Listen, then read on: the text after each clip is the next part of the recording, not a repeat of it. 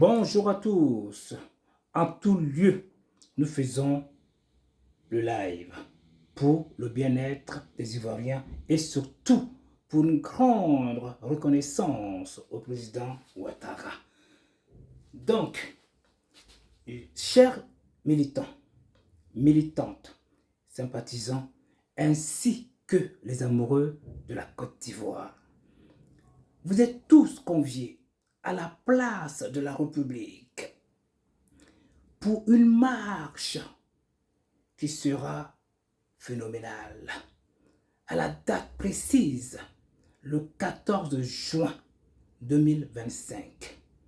Donc, il y aura une grande mobilisation. Il y aura des artistes incontournables qui seront là. Ce sera une fête, une grande fête.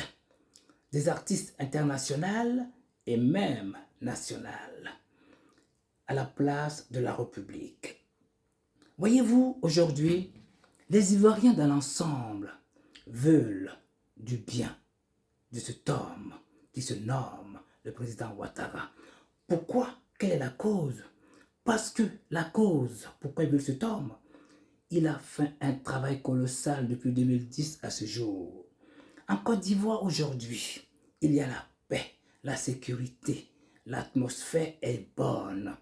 Les Ivoiriens entre eux, il y a l'harmonie, la symbiose. Que voulez-vous d'autre? Nous voulons tous honorer cet homme nommé le président Ouattara. Je vous donne un petit aperçu d'un Ivoirien qui va nous dire quelque chose. Voyez-vous?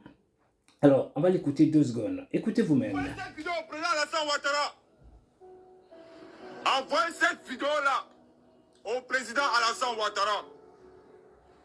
Parce qu'en tant qu'un petit fils de l'Ouest, en tant qu'un petit guerrier de Pangolo, j'aimerais dire au président Alassane Ouattara que les élections qui auront lieu en octobre 2025, aucun guerrier de l'Ouest va aller donner sa fille pour un opposant. Voilà. Parce que nous les guerriers là, dans les crises de Côte d'Ivoire là, on a trop payé le prix. On a trop souffert. On a trop été tués. Dans les années 2025 là, il n'y a pas un guerrier qui va donner sa vie pour un opposant politique de Côte d'Ivoire. Parce que nous les guerriers là, on veut le développement. On veut des universités. On veut des grands hôpitaux. On veut les routes. Voilà. Nous les guerriers de l'Ouest là, on veut le développement.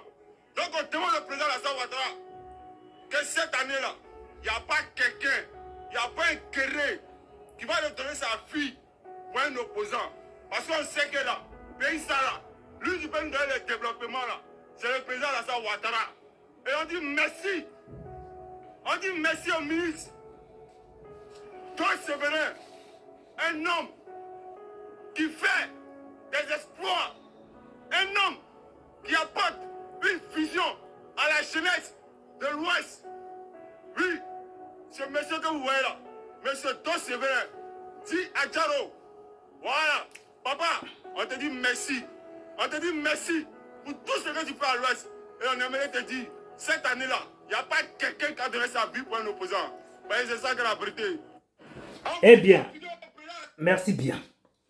Je remercie ce jeune homme du bien dit pour M. Adjaro.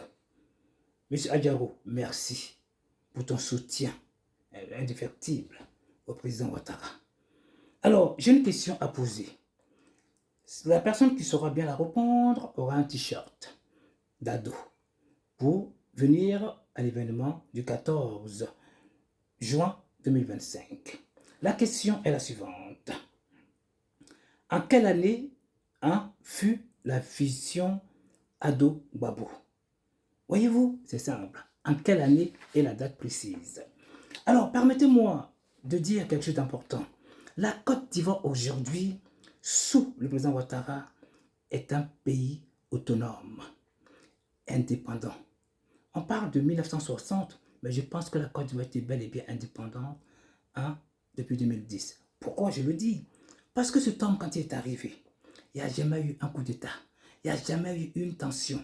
Les Ivoiriens vivent en osmose. Donc nous devrons tous sortir le 14 pour dire un grand merci, pour reconnaître tout son bienfait. Donc je me permets aussi de faire une petite lecture. Alors voyez-vous, Aurélien Laché, c'est un député de France. Le député qui rêve de recoloniser la Côte d'Ivoire. Voici donc Aurélien Laché, député estampillé Mélenchon, reconverti en un inquisiteur des républiques africaines.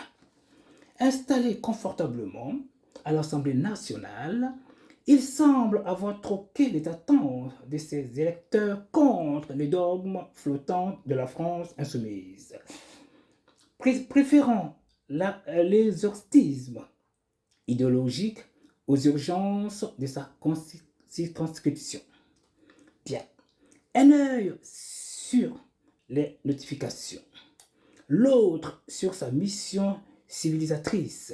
Il dégaine un tuteur tel qu'un décret moral. La Côte d'Ivoire serait, selon lui, un déficit de transparence. Rien que ça, les chiffres inexistants, les faits superflus. L'essentiel, c'est l'émotion, celle du chevalier blanc de l'indignation, combattant héroïque d'un mal qu'il a lui-même inventé. Nous, Africains, pensions avoir tourné la dernière page du roman colonial, mais il semble qu'Aurélien Laché avait, dis-je, des annexes. Aurélien Laché est missionnaire de l'ingérence. Il faudrait d'abord rappeler à M. Laché que le rôle des députés français consiste prioritairement à répondre aux besoins de ses électeurs, non à traquer les fantômes de la France-Afrique sur x.com. Entre crise du pouvoir d'achat, effondrement des services publics et inquiétude croissante sur l'insécurité, les sujets de mobilisation en France ne manquent pas pour qu'ils souhaitent réellement écouter les préoccupations de ses concitoyens. Bien, mais voilà, il est toujours plus commode d'invoquer les tropiques pour détourner le regard des tempêtes hexagonales. Et puis, dans l'inconscient de certains élus comme Aurélien Laché, il reste certes idée floue mais persistante que l'Afrique attend leurs paroles comme on attend l'évangéliste selon Saint Jean. La réalité ivoirienne, loin des fantasmes du député. Le fond du dossier, pourtant, ne laisse aucune place au doute. La Côte d'Ivoire a intégralement financé son processus électoral, en particulier la révision de la liste électorale, à hauteur de 41 millions d'euros. Un chiffre, mais plus mode de fonctionnement qui n'a rien anodin. Il témoigne d'une volonté d'indépendance budgétaire, d'une rigueur organisationnelle et, surtout, d'un refus catégorique de toute tutelle. Aucune ligne budgétaire européenne, aucun pactole caché dans une enveloppe diplomatique. C'est l'État ivoirien. Et lui seul qui a pris ses responsabilités. Voilà une vérité difficile à digérer pour ceux qui ne conçoivent la souveraineté africaine qu'à travers la prisme de l'assistance technique. L'insoumis qui rêve d'un peuple soumis. Le plus ironique, c'est que cette leçon de morale vient d'un élu insoumis. Ce parti qui, en France, se plaît à défiler les institutions, à contester la légitimité du système républicain, à exalter la révolte contre l'ordre établi. Mais, dès qu'il s'agit de l'Afrique, tout change. L'insoumis devient un surveillant. Le défenseur du peuple se transforme en préfet moral. Quelle contradiction! Comment peut-on prêcher la désobéissance à Paris et exiger la soumission à Abidjan? Ma foi. Alors, Oh, donne-moi le message, je m'en excuse. Alors, en Côte d'Ivoire, on n'a ni besoin de vos audits, ni de vos avis. La souveraineté n'est pas une faveur accordée selon l'humeur d'un député français, mais un principe intangible. Alors, pire, une confusion dangereuse entre violence et démocratie. Pire encore, M. Lachey a tenté de maquiller un fait divers violent, une attaque armée contre la MACTA, c'est-à-dire Mutuelle des transporteurs, à mobilisation populaire. 13 individus interpellés, un chef de gang neutralisé, des armes saisies. C'était une opération de sécurité, pas une répression politique. Bien, en faisant l'amalgame, Aurélien Lachey banalise la violence, travestit les faits et insulte les vraies luttes démocratiques. Quand un élu français glorifie un commode comme une foule opprimée, il ne dépend pas la démocratie, il la déforme. Aurélien Lachey, un député hors sol pour une leçon hors sujet. Non, monsieur Lachey, la Côte d'Ivoire n'est pas un sujet de stage pour jeunes députés en quête d'internationalisme. Je m'en excuse. Elle n'est pas un laboratoire pour indignation à géométrie valable.